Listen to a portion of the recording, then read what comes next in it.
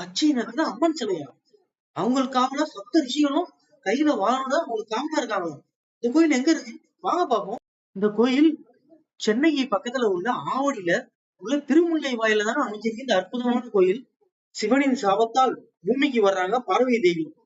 சிவனின் மனைவி என்ற அந்தஸ்தை மீண்டும் பெற விரும்பி திருமுல்லை வாயில தவம் இருக்கிறாங்க. பச்சை மண்ணின் அலையில் மாட்டிக்கொண்ட அதே பகுதியை சேர்ந்த சுரபோமன் என்ற அசுரன் பச்சை மண்ணின் அலையில் கவரப்பட்டு திருமணத்துக்கு முன்மொழிகிறாப்ல.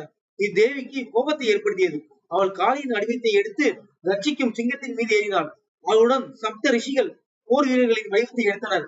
அவர்கள் அனைவரும் சுரபோமன் மற்றும் அவரது வீரர்களை கொன்றனர். பிரதான சன்னதியின் முன்புறம் உள்ள பெரிய திறந்த வழியில் 6 புலிகளின் மிகப்பெரிய சுதை சிலைகள் உள்ளன.